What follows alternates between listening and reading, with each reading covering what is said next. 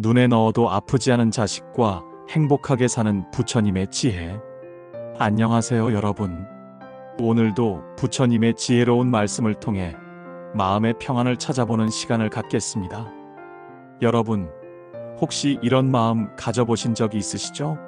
내 자식이 좀 더 자주 집에 와주면 좋겠는데, 멀리 떨어져 사는 아이들과 더 가깝게 지낼 수 없을까? 우리 손자, 손녀들과도 더 많은 시간을 보내고 싶은데, 정말 자연스러운 마음입니다. 부모된 사람이라면 누구나 한 번쯤은 가져봤을 그런 마음 말이죠. 눈에 넣어도 아프지 않은 자식이라는 말이 있습니다. 부모에게 자식은 정말 그런 존재죠. 평생 키우고 가르치고 사랑으로 돌봐온 소중한 내 아이들입니다. 하지만 현실은 어떻습니까? 자식들이 결혼해서 멀리 살게 되고 바쁜 일상에 쫓겨 명절에나 얼굴 보는 일이 다반사입니다. 전화라도 자주 하면 좋겠는데 그마저도 쉽지 않을 때가 많죠. 어떤 부모님은 이런 고민을 하십니다. 내가 뭘 잘못했을까? 자식들이 나를 부담스러워하는 건 아닐까? 어떻게 하면 우리 가족이 더 가까워질 수 있을까? 60대 김모 씨는 이런 이야기를 하셨습니다.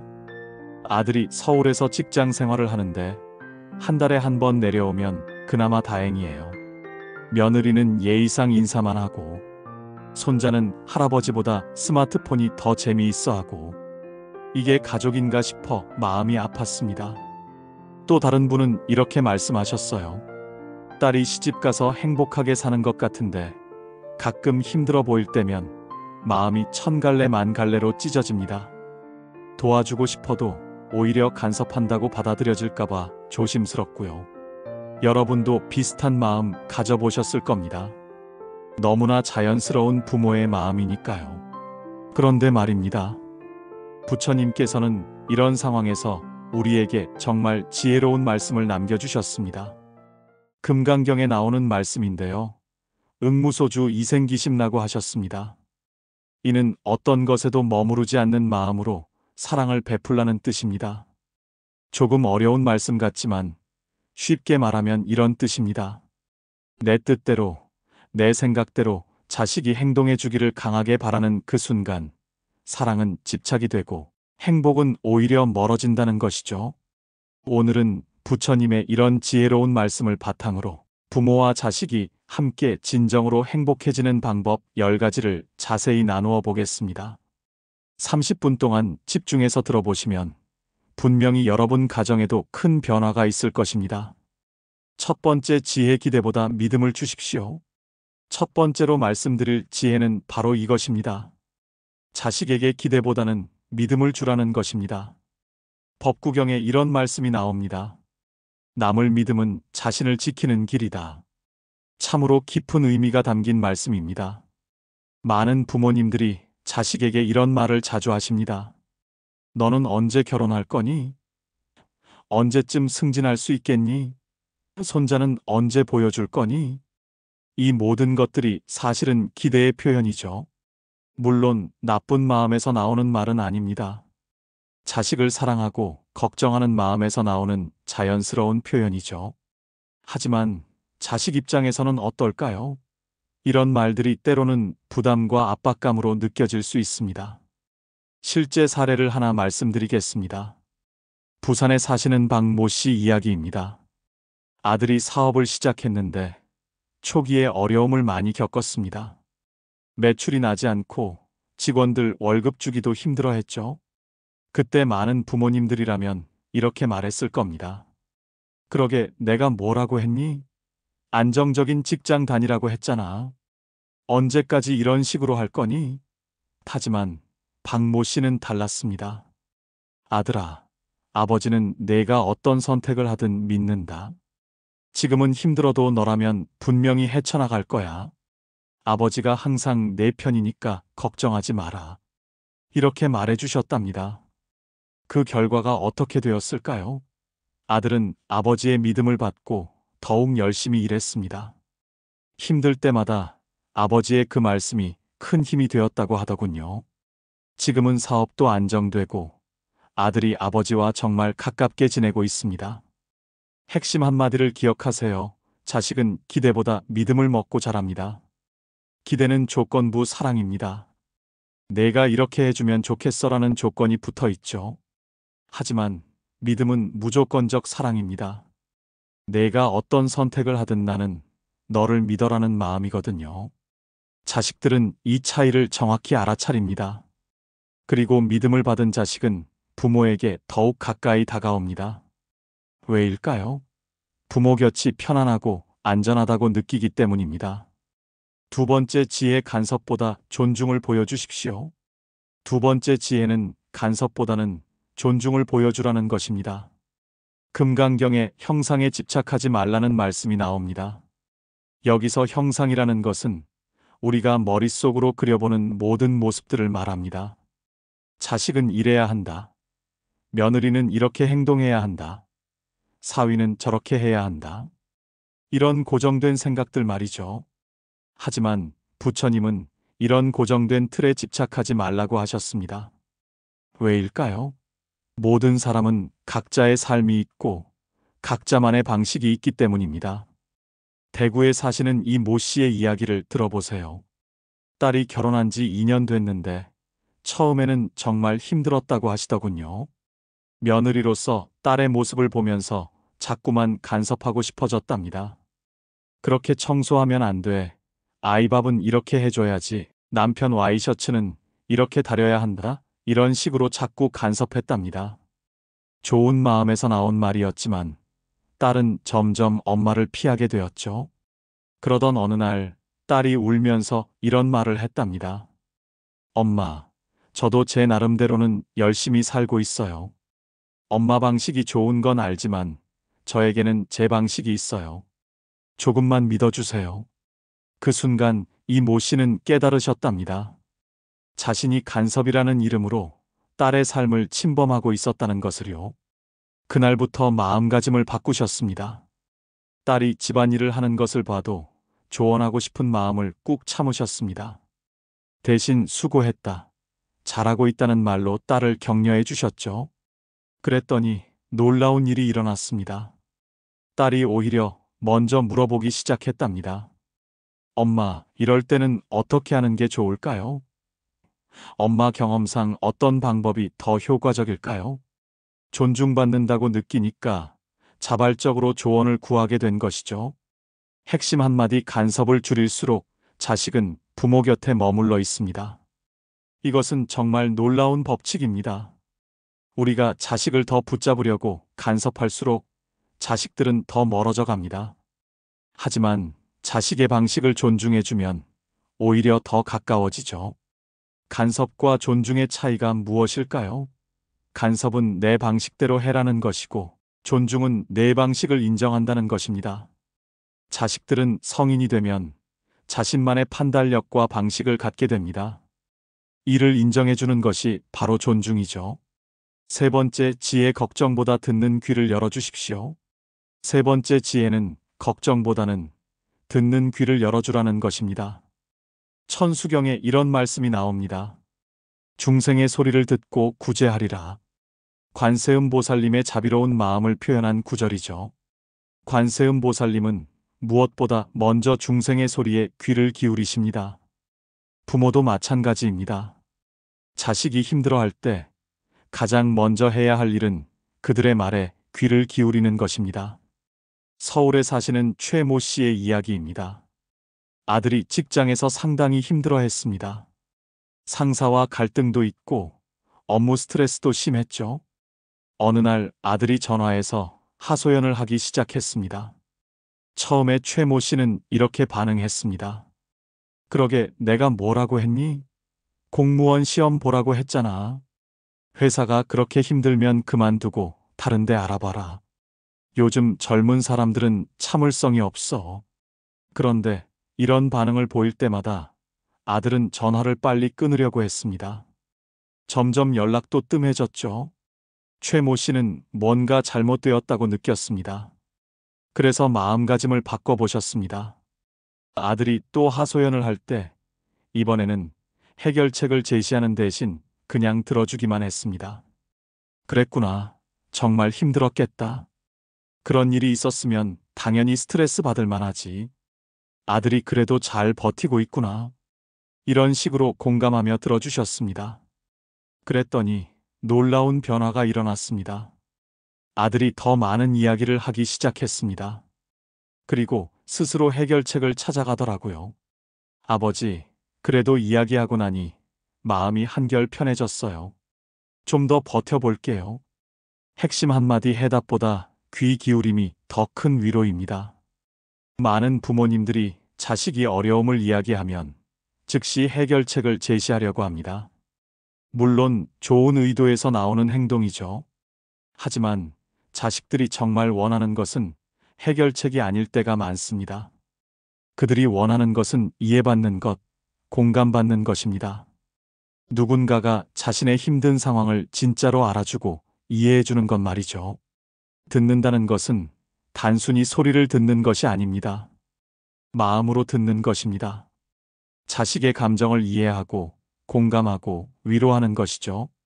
네 번째 지혜 재산보다 마음의 유산을 남기십시오. 네 번째 지혜는 재산보다는 마음의 유산을 남기라는 것입니다. 법구경에 이런 말씀이 나옵니다. 재물은 잃으면 다시 얻을 수 있으나 지혜는 길이 남는다. 정말 깊은 의미가 담긴 말씀입니다. 많은 부모님들이 자식에게 무엇인가 남겨주려고 합니다. 집도 마련해주고, 용돈도 주고, 결혼 자금도 지원해주죠. 이런 것들이 나쁘다는 말이 아닙니다.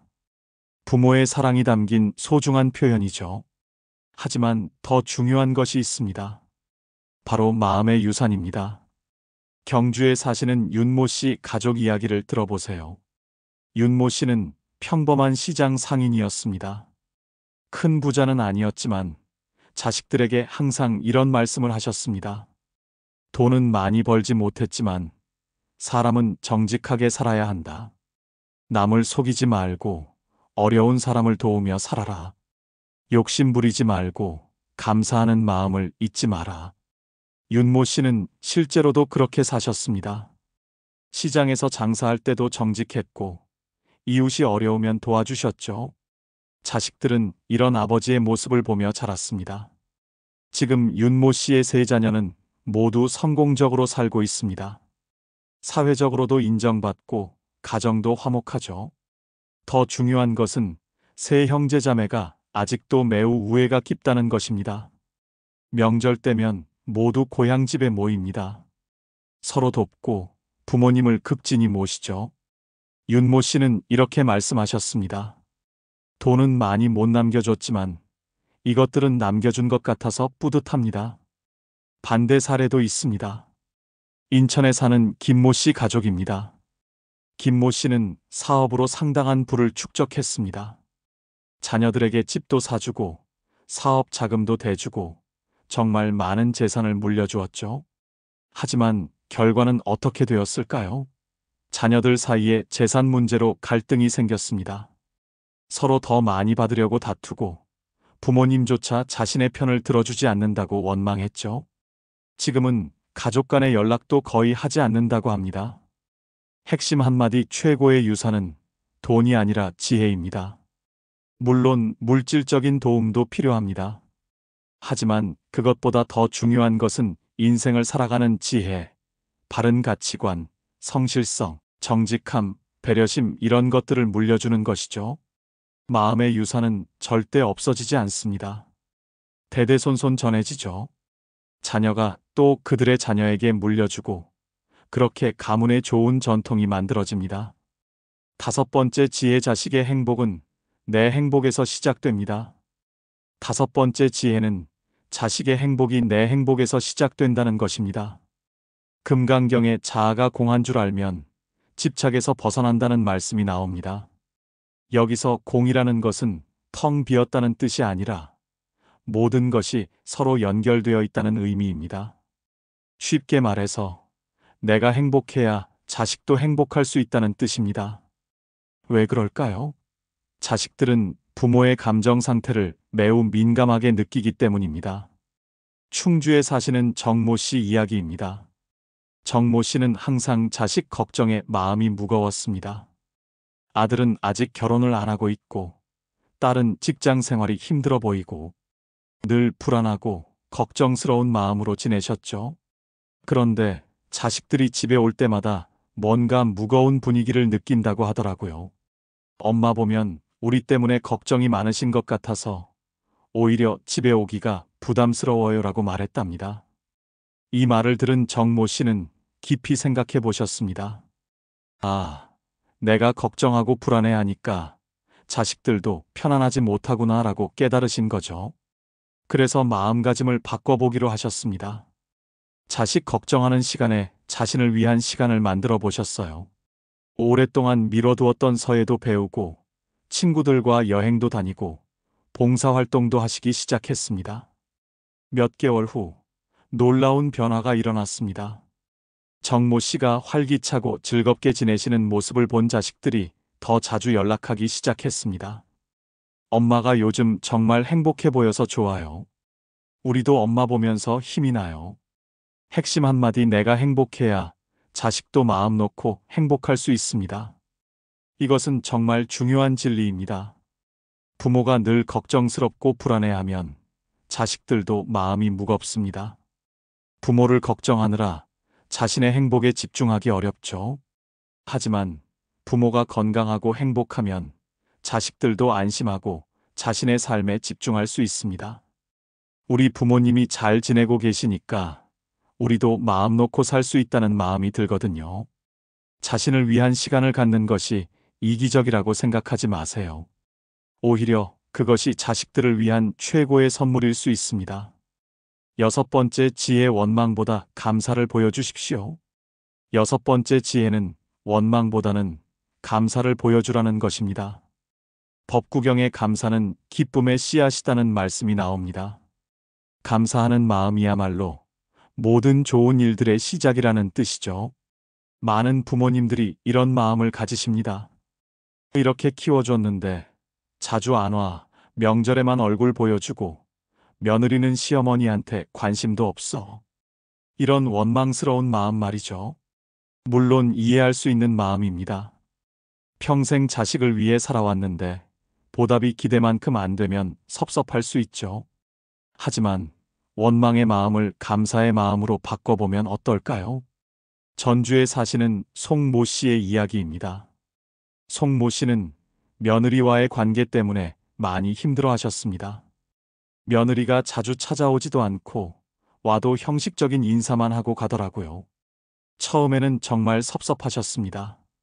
내가 뭘 잘못했나, 며느리가 나를 싫어하나 이런 생각들로 마음이 무거웠죠. 그런데 어느 날 불교 법문을 들으시고 마음가짐을 바꿔보기로 하셨습니다.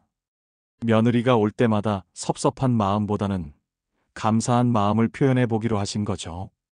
와줘서 고마워. 바쁠 텐데 시간 내줘서 감사해. 우리 아들 잘 돌봐줘서 정말 고마워. 이런 말들을 자연스럽게 하기 시작하셨습니다. 처음에는 며느리도 어색해했습니다. 하지만 몇 번 반복되니까 며느리의 마음도 변하기 시작했어요. 어머니께서 항상 고맙다고 말씀해 주시니까 저도 더 자주 뵙고 싶어져요. 지금은 며느리가 일주일에 한 번은 꼭 안부 전화를 드리고 한 달에 두세 번은 아이들 데리고 찾아온다고 합니다. 핵심 한마디 감사는 자식을 끌어당기는 자석과 같습니다. 감사의 힘은 정말 놀랍습니다. 감사받는 사람은 더 감사할 일을 만들어주고 싶어집니다. 반대로 원망받는 사람은 더 멀어지고 싶어 하죠. 자식들도 마찬가지입니다. 부모가 늘 고맙다고 해주면 더 고마운 일을 해주고 싶어집니다. 하지만 늘 섭섭하다, 원망스럽다고 하면 부모를 피하고 싶어 하죠. 작은 것에도 감사를 표현해 보세요. 전화해줘서 고마워, 건강하게 지내줘서 고마워, 좋은 사람 만나서 행복하게 살아줘서 고마워. 이런 말들이 자식의 마음을 따뜻하게 만듭니다. 일곱 번째 지혜 비교보다 격려를 주십시오. 일곱 번째 지혜는 비교보다는 격려를 주라는 것입니다. 천수경의 모든 존재는 그 자리에서 귀하다는 말씀이 나옵니다. 이 세상의 모든 생명체는 각자의 자리에서 소중한 존재라는 뜻입니다. 우리 자식들도 마찬가지죠. 하지만 많은 부모님들이 무의식 중에 자식을 다른 사람과 비교합니다. 옆집 아들은 벌써 과장이 됐는데 동창생 딸은 의사와 결혼했더라. 사촌은 아파트도 샀다던데. 이런 말들 한 번쯤은 해보셨을 겁니다. 물론 자식을 더 발전시키고 싶은 마음에서 나오는 말이죠. 하지만 자식 입장에서는 어떨까요? 안산에 사시는 한모 씨의 이야기입니다. 한모 씨는 아들이 공무원으로 일하고 있는데 자꾸만 다른 사람들과 비교하며 말씀하셨답니다. 너네 동창 민수는 대기업 다니면서 연봉이 얼마나 되는지. 아니, 사촌형은 이미 집도 사고 차도 바꿨다던데. 이런 말들을 자주 하셨죠. 그럴 때마다 아들은 기분이 상했습니다. 엄마는 나를 인정해주지 않는구나. 내가 아직 부족한가 보다, 이런 생각이 들었답니다. 점점 엄마와 이야기하는 것이 부담스러워졌죠. 어느 날 아들이 솔직하게 말했습니다. 엄마, 저도 제 나름대로는 열심히 살고 있어요. 다른 사람과 비교하지 말고 제 노력을 인정해 주세요. 그제서야 한모 씨는 깨달으셨습니다. 자신이 좋은 의도로 한 말이 아들에게는 상처가 되고 있었다는 것을요. 그날부터 마음가짐을 바꾸셨습니다. 비교하는 말 대신 격려하는 말을 하기 시작하셨어요. 우리 아들이 성실하게 일하는 모습이 정말 자랑스러워. 안정적인 직업 가져서 든든해. 너만의 속도로 차근차근 해나가면 돼. 그랬더니 아들의 표정이 밝아지기 시작했습니다. 엄마와 대화하는 시간도 늘어났고 자신의 고민이나 계획도 많이 이야기하게 되었죠. 비교는 멀어지게 하고 격려는 가까워지게 합니다. 비교는 자식의 자존감을 떨어뜨립니다. 나는 왜 이럴까? 나는 부족해라는 생각을 갖게 하죠. 하지만 격려는 자존감을 높여줍니다. 나도 잘하고 있구나. 엄마가 나를 인정해주는구나라는 생각을 갖게 해요. 각자의 인생에는 각자만의 속도가 있습니다. 남보다 빠를 필요도 늦을 이유도 없어요. 자식이 자신만의 속도로 성장해 나가는 모습을 격려해 주세요. 8번째 지혜, 화를 줄이고 인내를 키우십시오.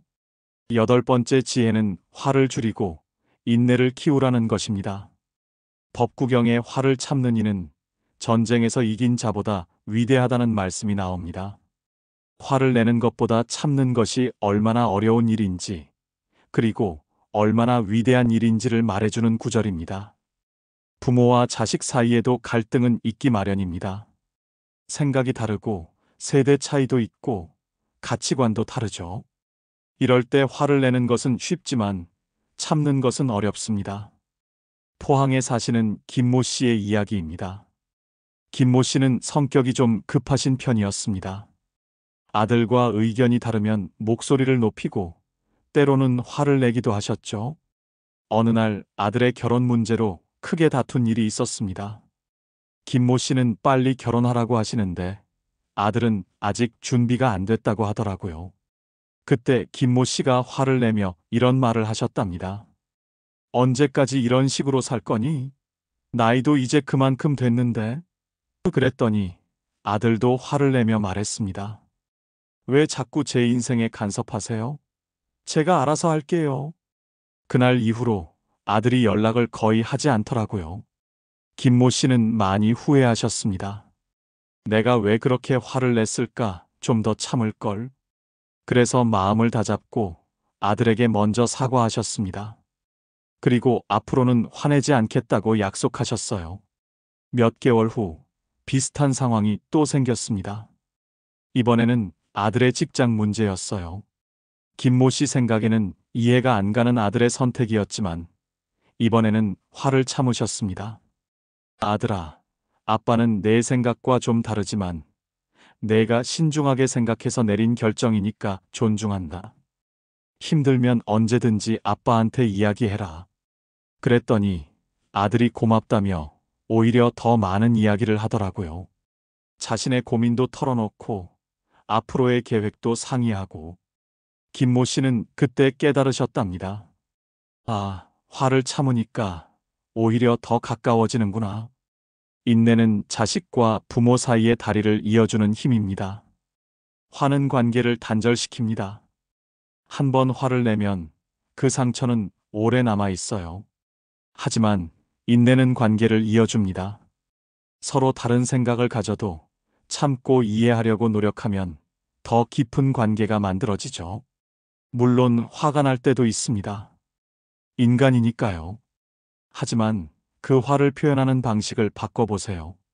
소리 지르고 화내는 대신 마음을 진정시키고 차분하게 이야기해보세요. 9번째 지혜, 자식의 삶을 내 삶처럼 살지 마십시오. 9번째 지혜는 자식의 삶을 내 삶처럼 살지 말라는 것입니다. 금강경의 모든 것은 나의 것이 아니니 그저 흘러감을 보라는 말씀이 나옵니다. 이 세상의 모든 것들이 사실은 내 소유가 아니라는 깊은 가르침입니다. 자식도 마찬가지죠. 많은 부모님들이 자식의 일을 마치 자신의 일처럼 여깁니다. 자식이 승진하면 내가 승진한 것 같고, 자식이 결혼하면 내가 결혼하는 것 같고, 자식이 힘들면 내가 힘든 것 같죠. 물론 자연스러운 마음입니다. 그만큼 자식을 사랑한다는 증거니까요. 하지만 이런 마음이 지나치면 문제가 생깁니다. 대전에 사시는 박모 씨의 이야기입니다. 박모 씨는 딸의 삶에 너무 깊이 관여하셨습니다. 딸이 어떤 회사에 취직할지, 어떤 사람과 결혼할지, 어디에 살지, 모든 것을 함께 고민하고 걱정하셨어요. 딸이 직장에서 힘든 일이 있으면 박모 씨가 더 스트레스를 받았습니다. 밤에 잠도 못 이루고 식사도 제대로 못 하셨죠. 딸의 인생이 마치 자신의 인생인 것처럼 느끼셨던 거예요. 그런데 이런 상황이 계속되니까 딸도 부담을 느끼기 시작했습니다. 엄마가 나 때문에 너무 힘들어 하시는 것 같아서 오히려 엄마한테 이야기하기가 어려워져요. 어느 날 딸이 이런 말을 했답니다. 엄마, 제 인생은 제가 살아갈게요. 엄마는 엄마의 인생을 사세요. 그게 저에게도 더 도움이 될 것 같아요. 그 말을 들은 박모 씨는 충격을 받으셨습니다. 자신이 딸을 사랑한다고 생각했는데 오히려 딸에게 부담을 주고 있었던 거죠. 그래서 마음가짐을 바꿔보기로 하셨습니다. 딸의 일에 과도하게 개입하는 대신 자신만의 관심사를 찾아보셨어요. 오랫동안 미뤄둔 취미 활동도 시작하고 친구들과의 만남도 늘리셨죠. 몇 개월 후 놀라운 변화가 일어났습니다. 박모 씨가 자신의 삶에 집중하기 시작하니까 딸이 오히려 더 자주 연락하기 시작했어요. 엄마가 요즘 활기차 보이셔서 좋아요. 저도 엄마 걱정 없이 제 일에 집중할 수 있어서 고맙고요. 자식의 삶은 내 그림자가 아니라 독립된 빛입니다. 자식은 부모의 연장선이 아닙니다. 독립된 인격체이고 자신만의 인생을 살아가야 할 존재죠. 부모가 자식의 삶을 대신 살려고 하면 자식은 자립할 기회를 잃게 됩니다. 자식을 사랑한다면 그들이 독립적으로 살아갈 수 있도록 도와주세요. 그들의 선택을 믿고 그들만의 길을 응원해 주세요. 10번째 지혜, 사랑은 집착 없는 자유입니다. 마지막 10번째 지혜는 사랑은 집착 없는 자유라는 것입니다.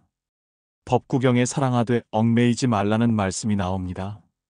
진정한 사랑은 상대방을 자유롭게 해주는 것이라는 깊은 가르침입니다. 많은 부모님들이 착각하는 것이 있습니다. 사랑과 집착을 구분하지 못하는 것이죠. 내가 이렇게 사랑하는데 왜 멀어질까? 이렇게 걱정해 주는데 왜 부담스러워할까? 사랑과 집착의 차이가 무엇일까요? 사랑은 상대방의 행복을 위한 것이고 집착은 나의 만족을 위한 것입니다. 울산에 사시는 이 모 씨의 이야기입니다. 이 모 씨는 아들을 정말 사랑했습니다. 하지만 그 사랑이 때로는 집착으로 나타났어요. 아들이 어디 가든 연락하라고 하고 누구와 만나는지 궁금해하고 언제 집에 올지 계속 물어보셨죠. 아들은 점점 숨막혀 했습니다. 엄마가 저를 사랑하는 건 알지만 너무 제약이 많아서 힘들어요. 결국 아들은 더 멀리 이사를 가버렸습니다. 이 모 씨는 많이 상심하셨습니다. 내가 뭘 잘못했나 사랑했는데 왜 멀어질까? 그런데 어느 날 절에서 법문을 들으시고 깨달음을 얻으셨습니다. 아, 내가 아들을 사랑한다고 했지만 사실은 집착했구나. 아들의 행복보다는 내 마음의 안정이 우선이었구나. 그래서 마음가짐을 완전히 바꾸셨습니다. 아들에게 연락할 때도 잘 지내니? 건강해야 해. 무리하지 마라. 이런 식으로만 하시고 자세한 것들은 묻지 않으셨어요. 아들이 연락 안 해도 재촉하지 않으셨죠? 그랬더니 놀라운 일이 일어났습니다. 아들이 오히려 더 자주 연락하기 시작했어요. 엄마가 요즘 연락해도 부담스럽지 않아서 좋아요. 오히려 더 이야기하고 싶어져요. 지금은 아들이 한 달에 두세 번은 꼭 찾아온다고 합니다. 그리고 찾아올 때마다 더 오래 머물러 있으려고 하죠. 핵심 한마디 집착을 놓을 때 사랑은 진짜 행복이 됩니다. 집착은 상대방을 옥죄입니다. 하지만 자유는 상대방을 편안하게 해줍니다. 편안한 곳에 사람들이 모여들죠. 새를 사랑한다면 새장에 가두는 것이 아니라 하늘을 날 수 있게 해주어야 합니다. 자식도 마찬가지예요. 자식을 사랑한다면 그들이 자유롭게 날아갈 수 있도록 해주세요. 그러면 언젠가 그들은 다시 돌아올 겁니다. 깨달음의 종합과 실천 방향. 사랑하는 여러분, 오늘 부처님의 지혜를 통해 자식과 함께 행복하게 사는 방법 10가지를 나누어 보았습니다. 다시 한번 정리해 보겠습니다. 첫째, 기대보다 믿음을 주세요. 자식은 기대보다 믿음을 먹고 자랍니다. 둘째, 간섭보다 존중을 보여주세요. 간섭을 줄일수록 자식은 부모 곁에 머물러 있습니다. 셋째, 걱정보다 듣는 귀를 열어주세요. 해답보다 귀 기울임이 더 큰 위로입니다. 넷째, 재산보다 마음의 유산을 남기세요. 최고의 유산은 돈이 아니라 지혜입니다. 다섯째, 자식의 행복은 내 행복에서 시작됩니다. 내가 행복해야 자식도 마음 놓고 행복할 수 있습니다. 여섯째, 원망보다 감사를 보여주세요.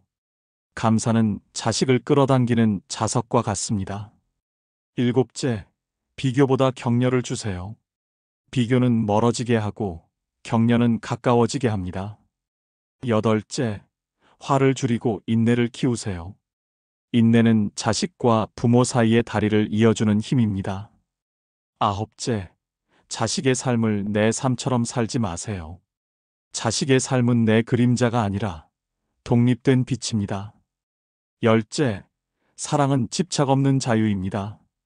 집착을 놓을 때 사랑은 진짜 행복이 됩니다. 이 모든 가르침의 핵심은 하나로 귀결됩니다. 부처님께서 금강경에서 말씀하신 응무소주 이생기심, 즉 머무름 없는 마음으로 사랑을 베풀라는 것입니다. 자식이 내 뜻대로 되기를 바라는 마음, 내 기준에 맞추어 살기를 바라는 마음, 이런 집착하는 마음을 내려놓으세요. 대신 자식을 있는 그대로 받아들이고 그들의 선택을 존중하고 그들만의 길을 응원해 주세요. 그럴 때 비로소 진정한 사랑이 시작됩니다. 그리고 그런 사랑을 받은 자식들은 부모 곁으로 돌아옵니다. 억지로 붙잡아서가 아니라 편안하고 따뜻해서 자연스럽게 돌아오는 것이죠. 여러분, 기억하세요. 자식이 나와 함께 행복하게 사는 길은 잡는 것이 아니라 놓아주는 것입니다. 집착을 줄이고 존중과 믿음을 키울 때 자식은 부모 곁으로 돌아옵니다. 오늘부터라도 실천해 보세요. 자식에게 전화할 때 간섭하는 말 대신 격려하는 말을 해보세요. 자식의 선택이 마음에 안 들어도 일단 존중한다는 마음을 보여주세요. 자식이 힘들어할 때 해결책을 제시하기보다는 그냥 들어주세요.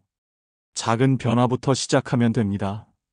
하루에 한 가지씩만 실천해도 한 달 후에는 분명히 달라진 모습을 발견하실 겁니다. 그리고 무엇보다 중요한 것, 자신을 위한 시간을 만드세요. 자식 걱정하는 시간에 자신의 행복을 위해 투자해 보세요. 새로운 취미도 찾아보고 친구들과의 만남도 늘려보고 봉사활동도 해보세요. 부모의 마음이 편안하고 행복해야 자식도 편안하게 부모 곁에 머물 수 있습니다. 이것이 바로 부처님께서 가르쳐 주신 지혜입니다. 마지막으로 이 말씀을 마음에 새기세요. 간섭은 멀어지게 하고 존중은 가까워지게 한다. 내가 행복할 때 자식도 행복하다. 부처님의 자비로운 가르침이 여러분의 가정에 평안과 웃음을 가져다 주기를 간절히 기원합니다.